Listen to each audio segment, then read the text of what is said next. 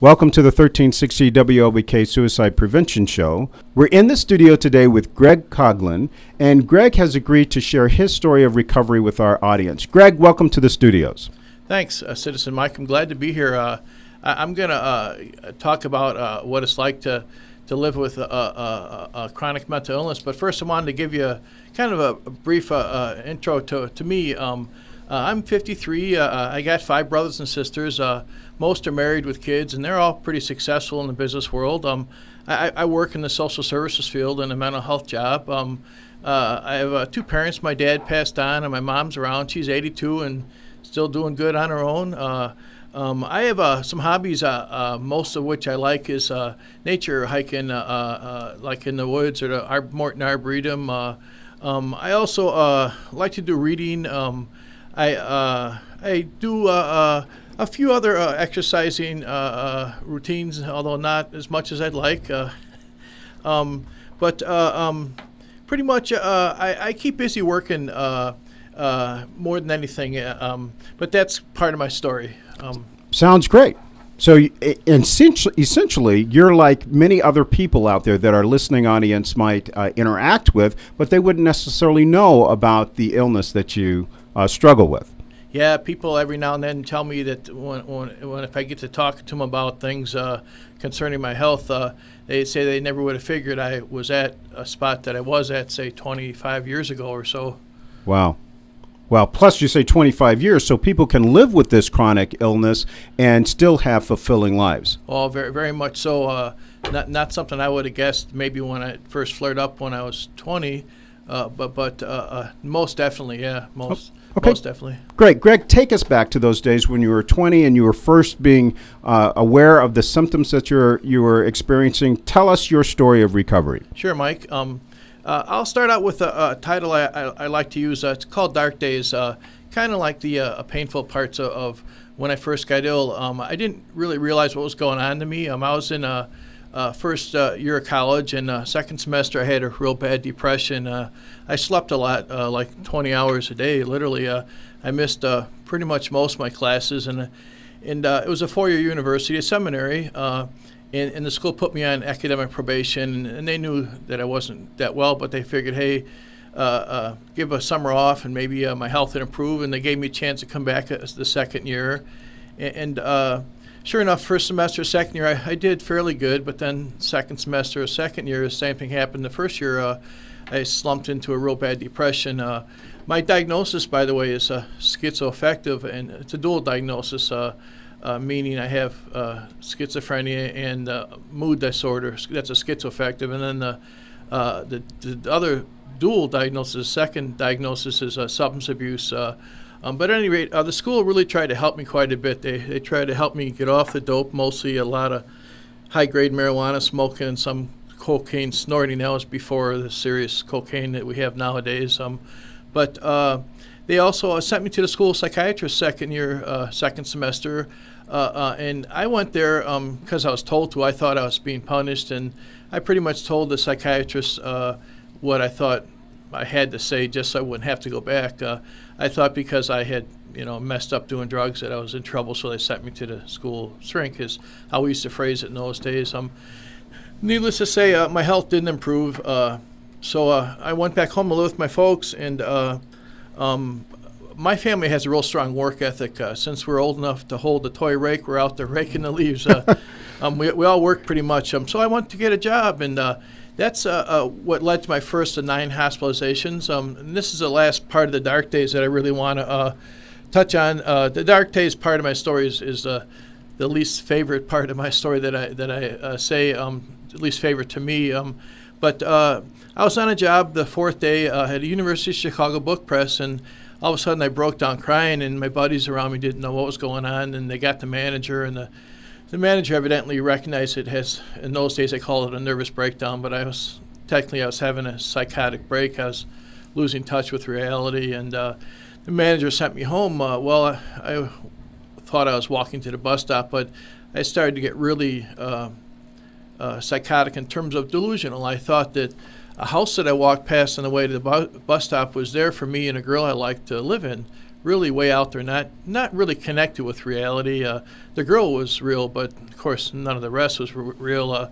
I walked up to the house, and it's a decent guy. I was in a rough part of town, the South Chicago part of Chicago, and not really my part of town. But the guy was nice. He recognized he was being sick, and not a threat or anything. He let me sit in his living room couch while he went to another room and called the Chicago police. And excuse me again, I got kind of lucky, and the Chicago policeman that came recognized me as being very sick mentally and not a threat. And he let me sit in the front seat of the squad while he talked to me and got my mother's work number. And see, parts of it I remember because I was kind of fading in and out of the psychosis. So at any rate, he drove me way out of his district to where I was living with my folks. And I remember him staying there quite a while, impressing upon my mother that this was not something that would pass, and that I needed to be hospitalized like right away. And that's what led up to my first hospitalization. Wow. So I was put in for 3 months. I had to stay at a place. I don't really have any memory for 2 months. And after 2 months, the doctors, this is what my parents told me, the doctors told them that there was no hope for me to live outside of institution the rest of my days. Oh, my goodness. Yeah, and to pack up my room and to close out a second-year student loan that was still open. But my parents didn't buy that. They says, no, wow, keep them there another month. And, of course, my dad had really good insurance. He worked for the federal government, and they had excellent mental health insurance. Fortunately, my brain did start to respond to the medicine they were giving me. The third month I was there, I was kind of stroke goodwill. And I was able to get discharged back to my folks. And that's where the acceptance part of my story starts.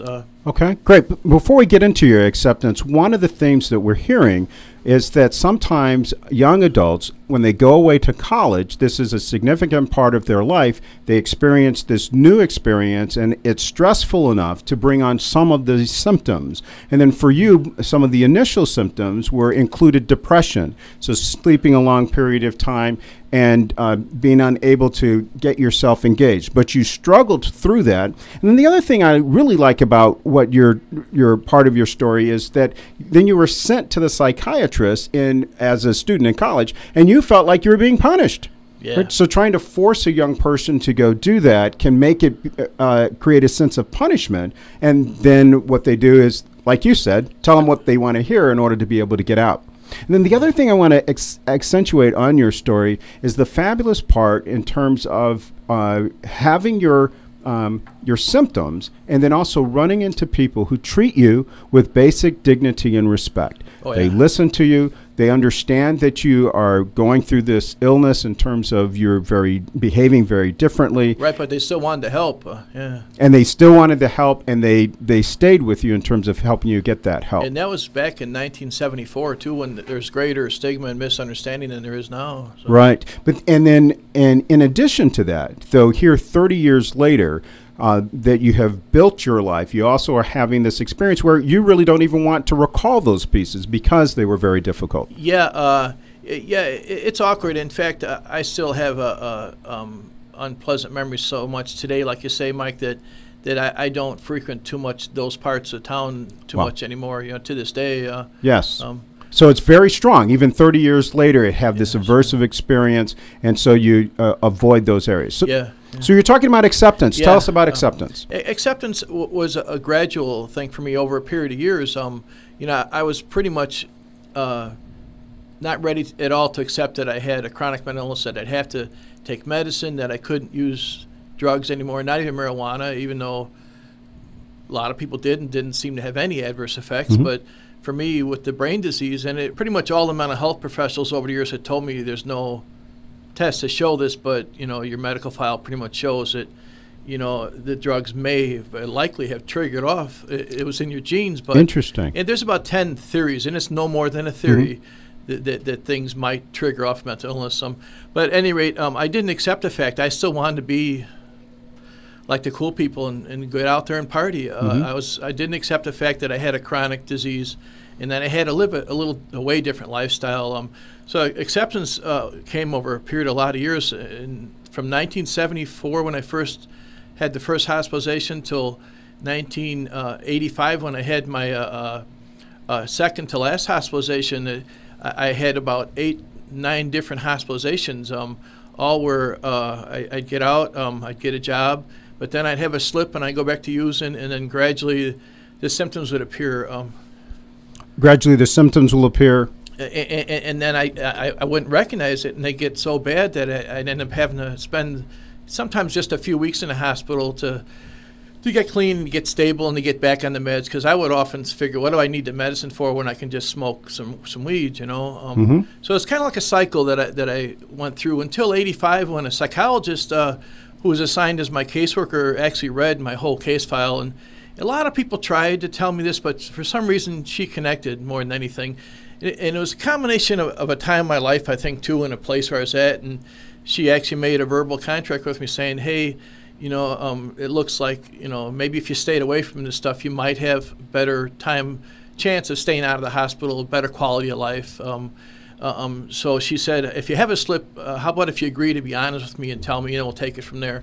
So I did, you know. Fabulous. So part of your experience was using marijuana and cocaine, and then also finding that triggered some of your symptoms, and it took you a while to be able to get to a point where you recognize that. Part of the way you were able to do that is working with a therapist, as you said, looked at your whole case file and be able to put it together, show the pattern, so that you were able to find out the relationship between using drugs and the some of the symptoms you were experiencing. Today we're talking with Greg Coughlin on the 1360 WLBK Suicide Prevention Show. We're going to take a break, and we'll be right back.